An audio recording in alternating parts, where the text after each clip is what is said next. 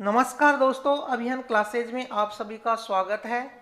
दोस्तों, आप सभी को मालूम है कि अपना भारतीय ज्योग्राफी में भारतीय नदी तंत्र का आपकी क्लास चल रही है। दोस्तों, इससे पहले आपके 3 वीडियो आ चुके हैं, जिसमें पहले वीडियो में हमने बात की थी भारतीय नदियों का वर्गीकरण और सिंधु नदी तंत्र, और दूसरे वीडियो में बात की थी दोस्तों हमने गंगा नदी तंत्र और उसका उससे संबंधित आपके जितने भी प्रश्न बनते हैं वो डिस्कस किए थे। और तीसरे वीडियो में हमने डिस्कस किया था ब्रह्मपुत्र नदी तंत्र और उससे संबंधित प्रश्न। दोस्तों, आशा करता हूं आपने वो तीनों वीडियो देखे होंगे और उनके नोट्स बनाए होंगे। दोस्तों, जब आप नोट्स नहीं बनाओगे तो आप लोगों के समझ भी नहीं आएगा। कुछ बच्चे फोन करके बोल रहे हैं कि सर जो आप टेस्ट दे रहे हो उनमें नंबर नहीं आ रहे। बच्चे, उनमें नंबर लाने के लिए आपको धैर्य के साथ ये जितना यहाँ पे आपको नोट्स प्रोवाइड करवाए जा रहे हैं उनको आप अच्छी तरीके से अपने नोट बुक में नोट करोगे, तब जाके आपको याद होंगे। आप 10 मिनट या 15 मिनट के वीडियो को 3 मिनट में ख़त्म कर देते हो और फिर आप कहते हो कि हमारे आपके प्रश्न सही नहीं हो रहे। दोस्तों, आपको इस 15 मिनट के वीडियो के लिए कम से कम आधा घंटा लगाना पड़ेगा। 15 मिनट में आप वीडियो देखो और फिर दूसरे 15 मिनट में आप उनके नोट्स बनाओगे, तब जाके आपको समझ में आएंगे। तो दोस्तों, चलो अपन आज का वीडियो शुरू करते हैं बिना टाइम वेस्ट किए हुए। दोस्तों, हमने जो आपका देखो ये हिमालय क्षेत्र है, ये आपका हिमालय क्षेत्र है। हिमालय क्षेत्र से निकलने वाली नदियों को हमने पढ़ लिया था। अब दोस्तों हमारा शुरू हो रहा है प्रायद्वीपीय भारत की नदियां। दोस्तों, प्रायद्वीपीय भारत इसको कहा जाता है जिसके 3 तरफ आपका पानी लगा हुआ है। भारत का ये हिस्सा जो आपका प्रायद्वीपीय हिस्सा कहलाता है। दोस्तों, प्रायद्वीपीय भारत से निकलने वाली नदियों को भी हमने 3 भागों में बांटा है। एक वो नदियां जो अपना जल बंगाल की खाड़ी में लेकर जाती हैं, और एक वो नदियां जो प्रायद्वीपीय पठार से निकलती हैं और अपना जल अरब सागर में लेकर जाती हैं।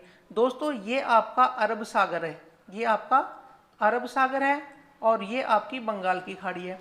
दोस्तों, अगर कोई आपसे ये पूछे कि प्रायद्वीपीय पठार का सामान्य रूप से ढाल किधर है, तो आप देखोगे कि प्रायद्वीपीय पठार का सामान्य ढाल है वो आपका पश्चिम से लेकर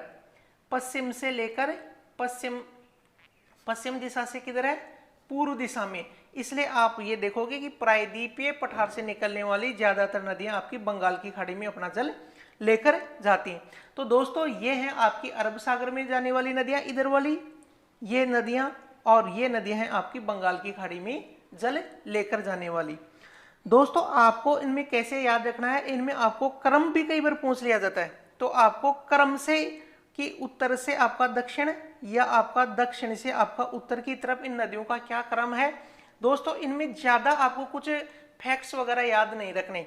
आपको अगर इनकी मोटी मोटी चीजें भी याद रख ली तो आपका एग्जाम में प्रश्न सही हो जाएगा।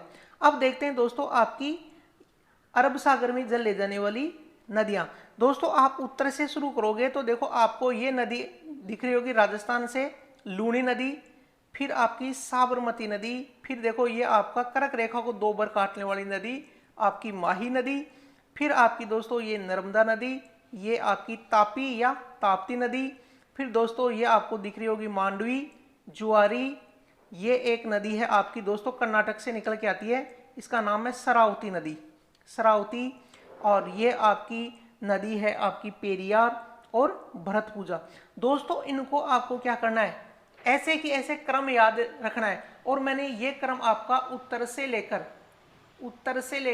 दक्षिण का क्रम लिखा है दोस्तों। और दोस्तों, इसके क्रम को याद करने के लिए मैंने आपको एक छोटी सी ट्रिक बनाई है। दोस्तों, ये अगर आपने कर लिया तो आपको अरब सागर में गिरने वाली नदियां तो याद होंगी ही होंगी, साथ ही साथ ही आप वो नदियां भी याद कर लोगे जो आपकी क्रम उत्तर से लेकर, ये जो नदियां मैंने बनाई हैं ये उत्तर से लेकर दक्षिण का क्रम है। दोस्तों, लू से आपकी लूनी नदी हो जाएगी। आपका देखो ये जो समानता शब्द है इससे दोस्तों 4 नदियां मिल रही हैं। आपका से आपकी नदी हो जाएगी साबरमती, मां से दोस्तों आपकी हो जाएगी माही नदी, और न से हो जाएगी दोस्तों आपकी नर्मदा नदी, और ता से हो जाएगी तापी, या दोस्तों ताप्ती एक ही बात है, तापी या ताप्ती एक ही बात है। इसके बाद में आपका दोस्तों मांझू, मांझू जो शब्द है, इस मांझू से आपकी नदी हो जाएगी आपका मांडवी, और इस जू से आपकी नदी हो जाएगी जुआरी, और इस एस से आपकी शरावती नदी हो जाएगी दोस्तों, और इस पी से आपकी पेरियार नदी हो जाएगी, और इस भरत से आपकी भरत पूजा नदी हो जाएगी। दोस्तों अगर आपने ऐसे याद कर लिया तो आप कभी भी नहीं भूलोगे। दोस्तों ये आपकी जो समानता शब्द है जिसमें आपको 4 नदियां आ रही हैं दोस्तों, ये अरब सागर में खंबात की खाड़ी में गिरने वाली 4 नदियां हैं। अरब सागर में खंबात की खाड़ी में गिरने वाली ये 4 नदियां हैं। समानता शब्द याद रखोगे, से साबरमती, माही, नर्मदा और ताप्ती। अब दोस्तों आपकी ये नदियां हैं बंगाल की खाड़ी में गिरने वाली नदियां। दोस्तों दामोदर स्वर्ण रेखा, आप इधर से देखोगे तो ये आपकी दामोदर स्वर्ण रेखा, आपकी ब्राह्मणी, फिर आपकी महानदी, गोदावरी, कृष्णा, पेन्नार, कावेरी, वेगई और ताम्रपर्णी, ये भी दोस्तों आपके बंगाल की खाड़ी में गिरने वाली उत्तर से दक्षिण का क्रम है। दोस्तों इसका मैंने एक जो आपकी ट्रिक बनाई है, लेकिन ये वीडियो देखेंगे अपने, कल इसका वीडियो मैं अपलोड करूंगा। तो इससे पहले अगर आपको इसकी ट्रिक बना के मेरे को इस वीडियो के कमेंट बॉक्स में कमेंट कर सको तो ये अच्छा होगा, ताकि देखें आप भी इनको याद करने की कोई ट्रिक बना सकते हो कि नहीं। तो आप इनको अच्छी तरीके से उत्तर से आपका दक्षिण में या दक्षिण से उत्तर के क्रम में याद करने के लिए एक ट्रिक बना के इसको आप कमेंट करोगे, ताकि उसको अगर किसी की ट्रिक अच्छी रही तो मैं कल के वीडियो में उसी ट्रिक को मैं या आपके साथ साझा करूंगा, नहीं तो मेरी बनाई हुई ट्रिक मैं आपको बताऊंगा। तो दोस्तों ये ट्रिक आपको याद रखनी है, यानी लू समानता मांझू एसवी भरत, लू समानता मांझू एसवी भरत। इसकी ट्रिक आप बना के आज शाम तक कमेंट बॉक्स में क्या करोगे, आप मेरे को कमेंट करोगे। अब दोस्तों इन नदियों का हम एक एक नदी का क्या करते हैं, इनका विवरण देखते हैं, ताकि अब आपको एग्जाम में प्रश्न सही हो सके। इनके लिए दोस्तों अपन एक एक नदियों को बहुत जल्दी जल्दी, और इनमें दोस्तों आपको ज्यादा चीजें याद नहीं करनी। पहली नदी दोस्तों अपन लेते हैं लूनी नदी। लूनी नदी वैसे मैंने आप लोगों को पढ़ा रखी है क्लास में। लूनी नदी आपकी जो लूनी नदी है दोस्तों, लिखो आपका, इनको छोटी छोटी चीजों में देखना है आपको लूनी का। दोस्तों आपका नोट करो, कम से कम बच्चों अभियान क्लासेस के बच्चे तो कम से कम इनको अपने नोट्स में लिखोगे। आपका लूनी का सबसे पहले मैंने आपको लिखवा रखा है उद्गम। उद्गम कहाँ होता है इसका, आपका राजस्थान। राजस्थान का जिला कौन सा है, अजमेर। और अजमेर में कौन सी पहाड़ियां हैं, नाग पहाड़ियां। नाग पहाड़ियों से ये आपकी क्या नदी निकलती है। तो एक पॉइंट आपका ये हो गया। दूसरा पॉइंट दोस्तों इसका संगम, इसका संगम होता है आपका कच्छ के रण में। तीसरा पॉइंट दोस्तों इसमें आपको लिखना है, इस नदी को मैंने आपको कहा था आपका मीठी खारी नदी भी कहा जाता है, मीठी खारी नदी भी कहा जाता है। और दोस्तों आपका एक बात और ध्यान रखना कि जो बाड़मेर का जो बालोतरा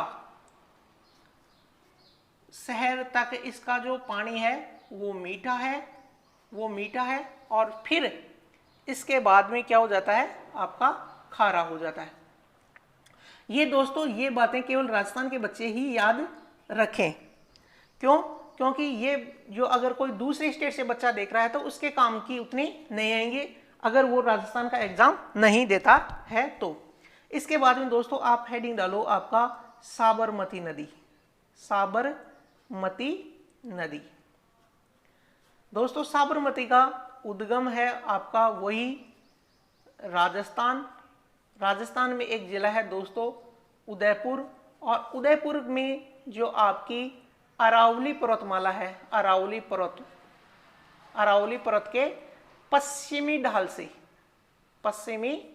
ढाल से अगर आप स्थान भी याद रख सको तो एक पदराड़ा नामक स्थान से ये नदी निकलती है। इसके बाद दोस्तों अगर हम देखें, मैंने आपको बताया था एक शब्द दोस्तों समानता, समानता। समानता से साबरमती, माही, नर्मदा और तापी, इन चारों की चारों नदियों का जो आपको संगम है वो एक ही याद रखना है, खंबात की खाड़ी। खंबात की खाड़ी। तो आपकी साबरमती नदी का जो आपका इसका संगम है वो भी क्या हो जाएगा, आपकी खंबात की खाड़ी हो जाएगा। खंबात की खाड़ी हो जाएगा, खंबात की खाड़ी हो जाएगा। इसके बाद में दोस्तों अपन देखते हैं गुजरात की ये महत्वपूर्ण नदी है, निकलता इसका आपका उद्गम राजस्थान से होता है, लेकिन ये महत्वपूर्ण राजस्थान में ये नाम मात्र की बहती है। और आपके गुजरात की जो राजधानी है, गुजरात की राजधानी है आपकी गांधीनगर। गांधीनगर व इसका एक महत्वपूर्ण शहर है अहमदाबाद, ये इसी नदी पर स्थित है। गुजरात की राजधानी गांधीनगर व गुजरात का जो बड़ा शहर है अहमदाबाद, वो कौन सी नदी पर स्थित है, आपकी साबरमती। और गांधी जी का जो साबरमती आश्रम है वो भी इसी नदी पर स्थित है। इसके बाद में दोस्तों अपना जो शब्द था आपका लू सैमानता मांझू, इसमें हमने लूनी देख लिया, साबरमती देख लिया। अब दोस्तों आता है तीसरी नदी है आपकी माही नदी। तीसरी नदी है आपकी कौन सी, माही नदी। दोस्तों माही नदी का लिखो उद्गम, ये भी मैंने आपको अभियान क्लासेस बच्चों को पढ़ा रखा है। माही नदी का जो उद्गम है वो मध्य प्रदेश में आपके जो विंध्यन जो पर्वत है, विंध्यन पर्वत में एक दोस्तों झील है जिसका नाम है मेहंद झील। मेहंद झील से इसका उद्गम होता है। दोस्तों ये नदी क्या करती है, ये आपका राजस्थान में देखो इसका उद्गम कहाँ हो रहा है, मध्य प्रदेश में। अगर इसका हम प्रवाह क्षेत्र देखें, तो एमपी में उद्गम हुआ, एमपी से आपकी राजस्थान में आई, राजस्थान से ये आपकी गुजरात में चली जाती है। यानी 3 राज्यों से ये क्या करती है, प्रवाहित होती है। दोस्तों इसका अगर हम संगम बात करें तो मैंने आपको पहले ही बता रखा है कि एक शब्द है आपका समानता, यानी उसमें माही नदी, यानी कि चारों की चारों नदियां आपकी कहां जाती हैं, खंबात की खाड़ी में जाती है। तो संगम क्या हो गया आपका, अगेन खंबात की खाड़ी। दूसरी बात दोस्तों इसमें ये याद रखना है, ये नदी है वो कर्क रेखा को 2 बार काटती है। ये राजस्थान में कर्क रेखा को 2 बार काटती है। दोस्तों मैं अभियान क्लासेस के बच्चों से एक प्रश्न पूछता हूं कि आपका जो अभियान क्लासेस के बच्चे हैं वो आपको कमेंट करके, इस कमेंट बॉक्स में कमेंट करके ये बताएंगे कि आपकी कर्क रेखा राजस्थान के कौन से जिलों से होकर गुजरती है। आपका प्रश्न है कि कर्क रेखा राजस्थान के कौन से जिलों से होकर गुजरती है। ये आप नीचे इसी वीडियो में कमेंट बॉक्स में जाकर कमेंट करेंगे कौन कौन से जिलों से होकर कर्क रेखा गुजरती है। यानी कि कर्क रेखा को 2 बार काटने वाली नदी कौन सी है, वो आपकी माही नदी है। इसके बाद में दोस्तों अपन देखते हैं आपकी चौथी नदी, आपका समानता न से चौथी नदी है आपकी नर्मदा नदी। चौथी नदी है आपकी नर्मदा नदी। इसका भी दोस्तों आप देखोगे तो इसका आपका दोस्तों मैं पेन चेंज कर लेता हूं, आपका जो उद्गम है नर्मदा नदी का जो उद्गम है वो है आपका मध्य प्रदेश राज्य में आपकी एक पहाड़ी है, मैकाल पहाड़ी पर आपका अमरकंटक चोटी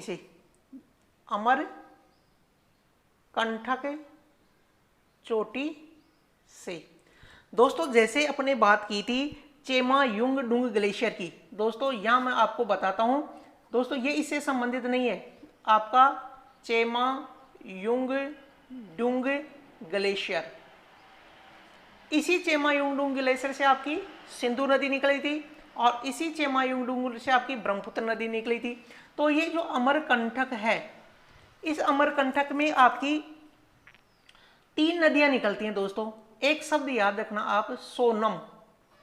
इस सो से आपकी सोन नदी, न से नर्मदा और मैं से आपकी महानदी।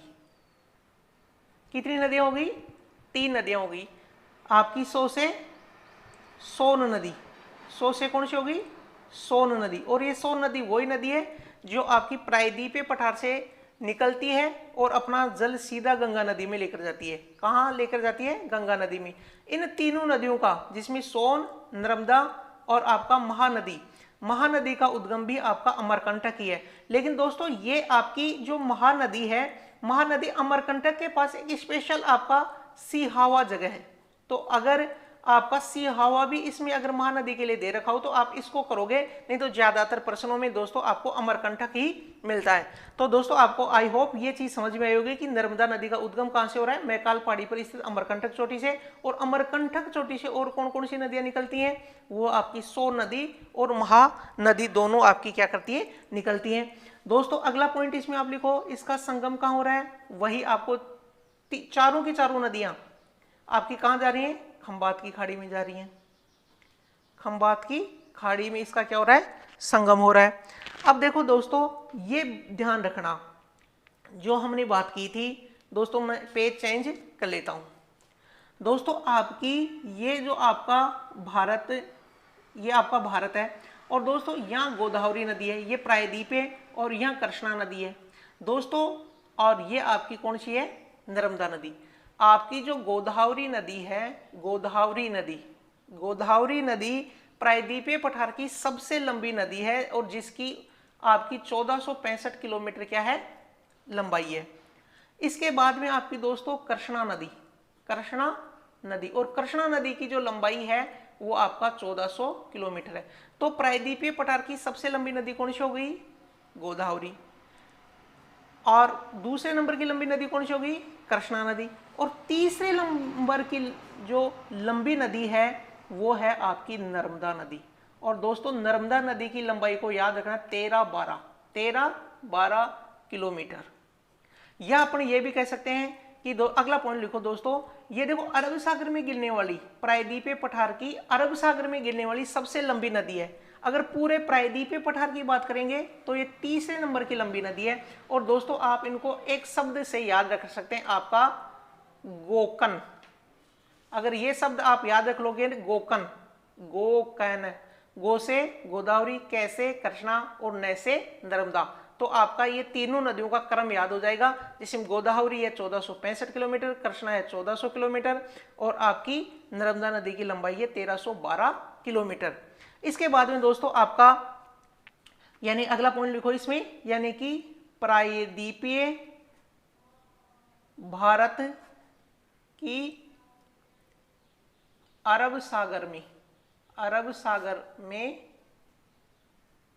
गिरने वाली सबसे लंबी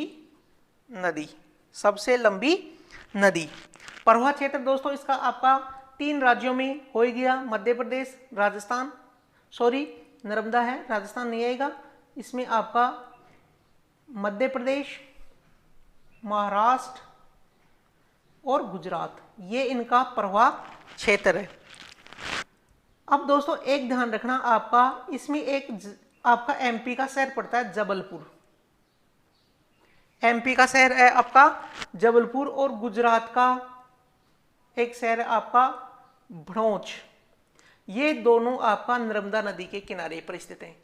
जैसे मैंने आपको साबरमती नदी के किनारे गुजरात का अहमदाबाद व गांधीनगर बताया था, ठीक उसी प्रकार से दोस्तों ये आपके प्रश्न आते हैं कि आपका मध्य प्रदेश का जबलपुर और गुजरात का जो भड़ोच शहर है वो कौन सी नदी के किनारे स्थित है? तो आप क्या कहोगे? नर्मदा नदी के किनारे। और दोस्तों दूसरी एक बात, आपका एमपी में ही जबलपुर के पास ये नदी आपका क्या बनाती है? एक जलप्रपात बनाती है जिसका नाम है आपका धुआंधार जलप्रपात, धुआंधार जलप्रपात। और दोस्तों इसी धुआंधार जलप्रपात का दूसरा नाम है आपका कपिलधारा जलप्रपात, कपिलधारा जलप्रपात। तो प्रश्न आ जाए जो आपका धुआंधार जलप्रपात है वो कौन सी नदी के द्वारा बनाया जाता है, तो आप क्या कहोगे, नर्मदा नदी के द्वारा। कौन से राज्य में है दोस्तों, ऐसे प्रश्न भी आ जाएंगे, धुआंधार जलप्रपात या कपिलधारा जलप्रपात कौन से राज्य में है, तो आप कहोगे कि ये आपका मध्य प्रदेश में है। इसके बाद में दोस्तों आपकी नदी आती है, अगली नदी है आपकी तापी या ताप्ती। दोस्तों एक ही बात है, ये दोनों चीजें आपकी एक है, तापी या ताप्ती। दोस्तों इसका उद्गम भी आपका, दोस्तों आप इसका पॉइंट डाल के लिखो, उद्गम कहां से होता है, एमपी, और एमपी में आपका बैतूल के पठार से इसका उद्गम होता है। एमपी में आपका बैतूल के पठार से, बैतूल के पठार से इसका क्या होता है, उद्गम होता है। और आपका संगम वही आपकी खंबात की खाड़ी है। दोस्तों अगर आपने ये समानता शब्द अच्छे से याद कर लिया ना, तो आपके चार नदियों का काम हो गया कि आपका चार नदियां केवल और केवल खंबात की खाड़ी में याद रखनी है, बाकी कुछ भी नहीं। अगर आप नहीं रखोगे तो ये परेशानी आप लोगों के लिए होगी। अब दोस्तों इसका जो परवा क्षेत्र है, परवा क्षेत्र वो जैसे नर्मदा नदी बहती है वैसे ही इसका है, और वो है आपका एमपी, महाराष्ट्र और गुजरात। ये आपके तीनों के तीनों स्टेट से होकर आपकी पास होती है। और दोस्तों ये आपकी अरब सागर में गिरने वाली, अरब सागर में गिरने वाली दूसरी सबसे बड़ी नदी है, दूसरी सबसे बड़ी नदी है। अब दोस्तों आपका गुजरात में इस पे एक तो उकाई परियोजना, उकाई प्लस इसका नाम दोस्तों काकरा पार, ये आपकी जल विद्युत परियोजनाएं हैं जो तापी नदी पर हैं। कौन कौन सी, उकाई व काकरा पार। देखो उ से उकाई और का से काकरा पार, ये जल विद्युत परियोजनाएं हैं जो आपकी तापी नदी पर गुजरात राज्य में स्थित हैं। अगली नदी है दोस्तों आपकी, देखो हमने जो ट्रिक देखी थी उस ट्रिक के माध्यम से चल रहे हैं दोस्तों। लू समानता मांजू एसपी भरत। देखो लूणी नदी देख ली, साबरमती देख ली, माही देख ली, नर्मदा देख ली, तापी देख ली। अब दोस्तों है आपकी नदी मांडवी नदी। अगली आपकी मांडवी नदी। दोस्तों मांडवी नदी और जुआरी नदी, ये दोनों अपन एक साथ देखेंगे। जुआरी नदी, मांडवी नदी और जुआरी नदी, ये दोनों ही दोस्तों गोवा राज्य की नदियां हैं। दोनों ही किसकी नदियां हैं, गोवा राज्य की नदियां हैं। ये आपकी छोटी छोटी नदियां हैं, लेकिन दोस्तों ये आपको इस दृष्टि से इंपॉर्टेंट है कि ये गोवा की नदियां हैं, इसलिए आपको हो सकता है कि ये गोवा की बड़ी नदियां हैं। तो हो सकता है कि आपसे प्रश्न पूछ ले कि भाई आपका मांडवी नदी, आपकी जुआरी नदी कौन से राज्य से संबंधित है। तो दोस्तों आपकी ये आपकी जो मांडवी नदी है, इस मांडवी नदी का जो उद्गम है, मांडवी नदी का उद्गम वो है आपका कर्नाटक का एक जिला है जिसका नाम है आपका बेलगाम जिला। बेलगाम जिले से इसका क्या होता है, उद्गम होता है। और दोस्तों दूसरी बात, गोवा की राजधानी पणजी आपकी कौन सी नदी पर स्थित है, मांडवी नदी पर स्थित है। और दूसरी बात, इसी मांडवी नदी को गोवा की जीवन रेखा भी कहा जाता है। गोवा की जीवन रेखा भी इसी नदी को कहा जाता है। और दूसरी बात दोस्तों, एक आपने सुना होगा दूध सागर जलप्रपात, ये आपका दोस्तों कर्नाटक प्लस गोवा, कर्नाटक और गोवा इन दोनों की सीमा पर मांडवी नदी के किनारे, मांडवी नदी पर ही स्थित है। दोस्तों आप इनको बहुत धैर्य के साथ जब आप देख पाओगे तब दोस्तों आप इन चीज़ों को आप कर पाओगे। यहाँ कैमरे पर दोस्तों हमारे को बहुत थोड़ा सा जल्दी इन चीज़ों को देखना पड़ता है, लेकिन आपकी ऐसी कोई मजबूरी नहीं है कि आप इनको मतलब इतना जल्दी करो। हमारी मजबूरी है कि यहाँ दोस्तों तो टाइम का ख्याल रखना पड़ता है। नहीं तो ये चीज़ें पूरी नहीं हो पाएंगी। तो दोस्तों अब आपका जो दूध सागर जलप्रपात है, दोस्तों ऐसे ही प्रश्न आते हैं जब आप इन चीज़ों को सुनते नहीं हो तो आपके लिए दूध सागर जलप्रपात भी एक रॉकेट साइंस बन जाएगी, लेकिन इसमें कोई रॉकेट साइंस नहीं है। इसमें दोस्तों अगर हमारा दिमाग कम चलता है तो हम याद कर सकते हैं। दोस्तों जीके का सबसे जो महत्वपूर्ण चीज़ है वो यही है कि ये आप एक बार नहीं या दो बार देख के हम इस चीज़ को याद कर सकते हैं। तो दूध सागर जलप्रपात कौन सी नदी पर और कहाँ पे है, तो आप कहोगे मांडवी नदी पर, गोवा व कर्नाटक की सीमा पर स्थित है। इसके बाद में दोस्तों अपन देखते हैं जुआरी नदी।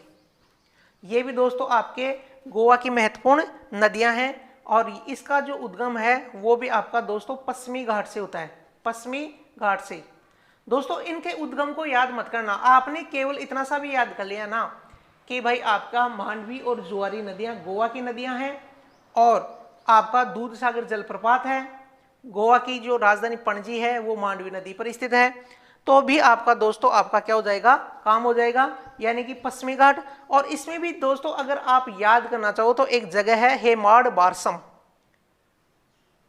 हेमाड़ बारसम। वैसे दोस्तों मैंने इसको गूगल पे देखा, काफी सर्च किया तब जाके मेरे को मिला है, बाकी छोटी मोटी किताबों में तो इन नदियों का मांडवी जुआरी इनका मतलब उद्गम स्थान नहीं दे रखा और ना ज्यादातर एग्जाम में आता है, लेकिन मैंने थोड़ा सा कि इनकी गूगल वगैरह कर करा के फिर इनके मैंने देखे हैं। तो आप दोस्तों इनको पश्चिमी घाट में हेमाड़ बारसम, ये कोई इतना इंपॉर्टेंट नहीं है, याद करो तो आप कर सकते हो, नहीं कोई दिक्कत वाली बात इसमें नहीं है। बस केवल आप इसको इतना सा याद रखना, जुआरी नदी आपकी गोवा की सबसे लंबी नदी है, गोवा की सबसे लंबी नदी, लंबी नदी गोवा की सबसे लंबी नदी कौन सी है, जुआरी नदी है।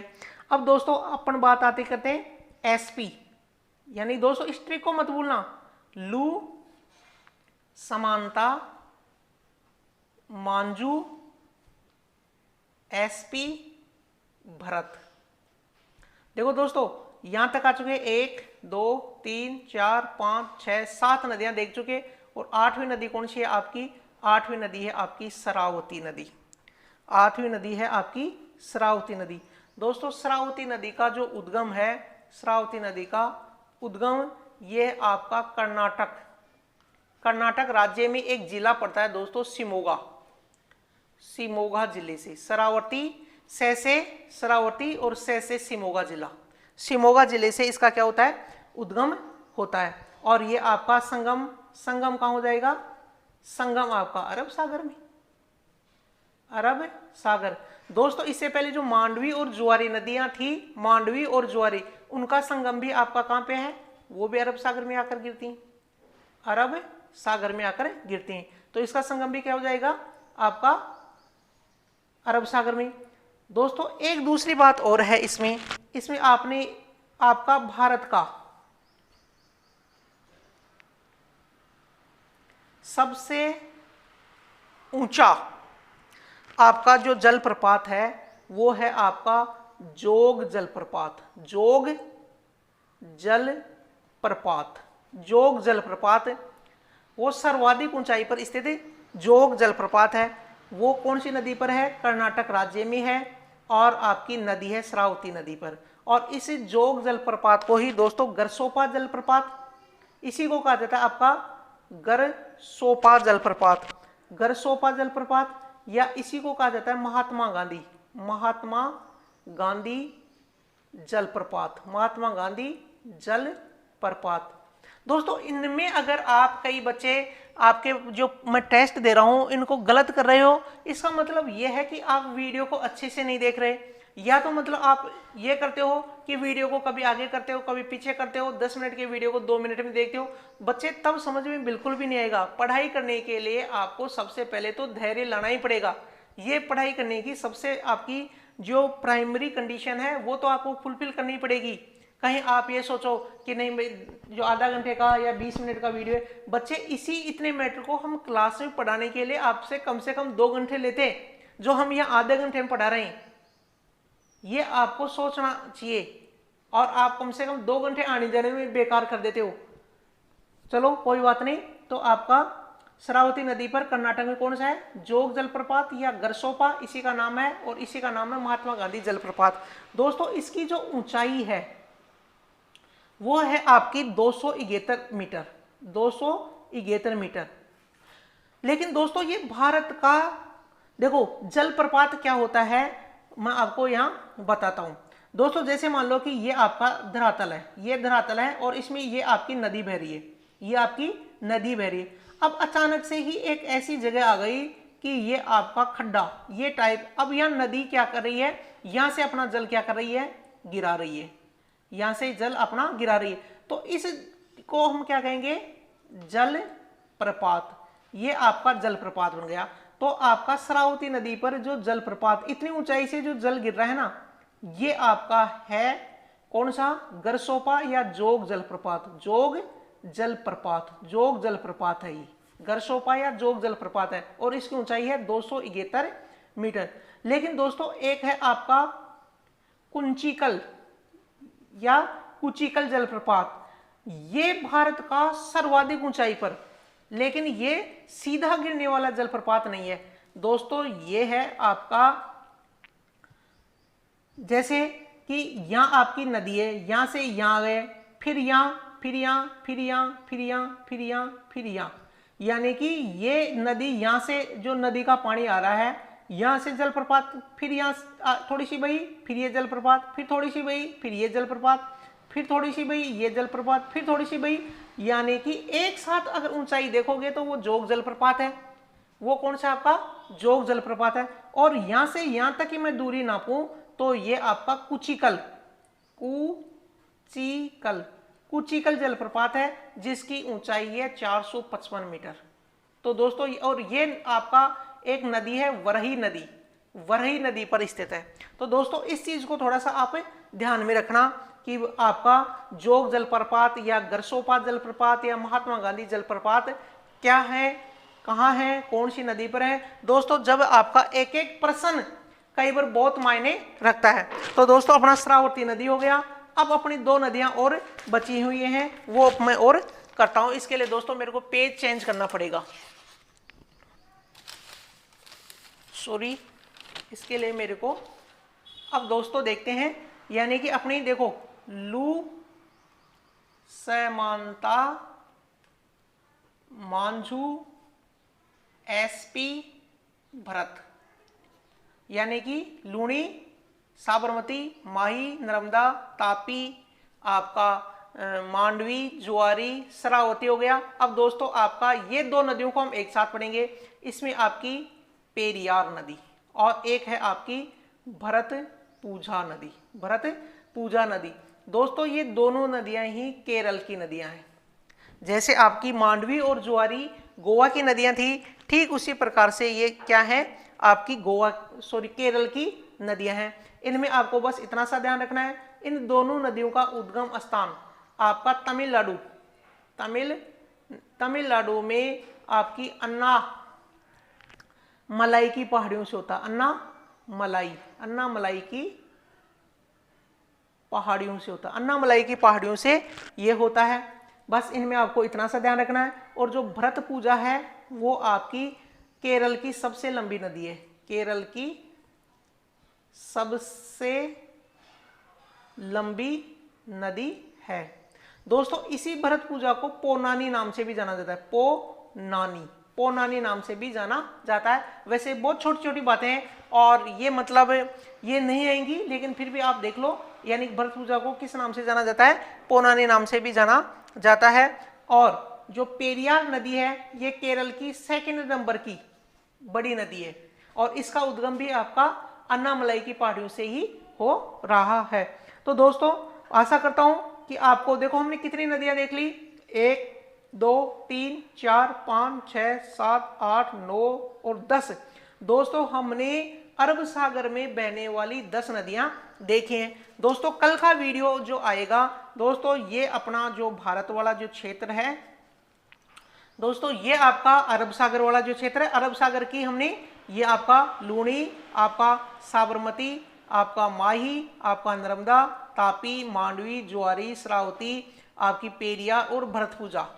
दोस्तों ये नदियां अपन कल देखेंगे जो कि आपकी बंगाल की खाड़ी में अपना जल लेकर जाती हैं, बंगाल की खाड़ी में अपना जल लेकर जाती हैं। ये नदियां अपन कल के वीडियो में देखेंगे। लेकिन दोस्तों इन 10 नदियों को अगर आपने याद कर लिया तो चाहे आप किसी भी एग्जाम में दे रहे हो, अगर आपका अरब सागर में गिरने वाली नदियां आएंगी तो इनसे आपका प्रश्न बाहर नहीं जाएगा।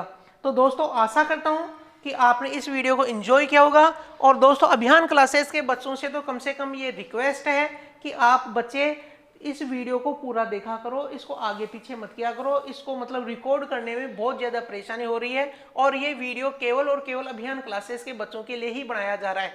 क्यों? क्योंकि इतनी इन्फॉर्मेशन कोई वैसे आपका क्लास की तरह नहीं पढ़ा पाएगा और यहाँ हम आपको क्लास की तरह ट्रीट करने की कोशिश करते हैं। आपके लिए मैं मेहनत कर रहा हूँ तो आपको बिना इसको मतलब आगे पीछे किए हुए या 2 मिनट देखना 5 मिनट देखना, आप इसको पूरा देखो तब जाके आपको चीजें समझ में आएंगी। और दोस्तों इस वीडियो को आप लाइक करना और वीडियो को आपको समझ में आ रहा है कि नहीं आ रहा है ये बच्चों कमेंट बॉक्स में जाके थोड़ा कमेंट करना और इस वीडियो को आप थोड़ा सा शेयर भी किया करो। इसे इस चैनल से लोगों को जोड़ने की कोशिश किया करो ताकि हम आने वाले दिनों में लाइव आके आपको पढ़ा सकें और आपके जिस दिन एग्जाम डेट रहेगी उसके शाम तक भी हम आपसे जुड़ करके आपके साथ प्रश्न हल कराते रहें, आपको मोटिवेट करते रहें। तो इसके लिए आपको प्रयास करना पड़ेगा, आपको लोगों के लिए को भी प्रयास करना पड़ेगा। दोस्तों अब देखते हैं हम दूसरा टेस्ट, आज का टेस्ट नंबर 4। दोस्तों ये टेस्ट आपको इस वीडियो को इतना देखने के बाद में ये देना है। तो दोस्तों ये आपके सामने टेस्ट आ गया 4। इससे पहले 3 टेस्ट दोस्तों मैं ले चुका हूं। अगर आपने वो टेस्ट नहीं दिए हैं तो इसी वीडियो के डिस्क्रिप्शन बॉक्स में उसका लिंक दे रखा है। इससे पहले जो 3 वीडियो आए हुए हैं उनका लिंक भी इस वीडियो के डिस्क्रिप्शन में मिल जाएगा। उन 2 टेस्ट का लिंक है, नहीं 3 टेस्ट हो चुके, 3 टेस्टों का लिंक है वो भी इसके डिस्क्रिप्शन बॉक्स में मिल जाएगा। तो दोस्तों आपको ये चीज़ें करोगे तब ही दोस्तों आप इस चीज़ के लिए कुछ बेनिफिट उठा पाओगे। दोस्तों ये 11 प्रश्न है और ये 11 प्रश्न कितने लोगों के, कल इसका मैं आपका डिटेल एक्सप्लेनेशन दूंगा कि आपके प्रश्न गलत हुए और ये सारे के सारे प्रश्न दोस्तों मैंने ये 4 वीडियो से कवर करके ये आ रहे हैं। तो दोस्तों इनको आप करना ना भूलें और आप अपना रिएक्शन दिया करें बच्चे की भाई आपके समझ में आ रहा है नहीं आ रहा है, इस वीडियो को और मतलब कैसे इंटरेक्टिव बनाया जाए ये आप मतलब कमेंट बॉक्स में जाके बताओगे, हमसे जुड़ने की कोशिश करोगे तब जाके चीज़ें समझ में आएंगी। दोस्तों आपको अपना मोड तो बदलना पड़ेगा, नहीं तो आप इस चीज़ का लाभ नहीं उठा पाओगे। जो ये टाइम है इस टाइम का लाभ नहीं उठा पाओगे। दोस्तों मिलते हैं अगले वीडियो में। और दोस्तों मेरे को आप कमेंट करके ये बताओगे कि भाई मैं इसलिए जो हिस्ट्री पे इसलिए वीडियो नहीं बना रहा हूँ कि आप लोग इन्हीं को नहीं देख रहे, तो उसको कहाँ से देखोगे?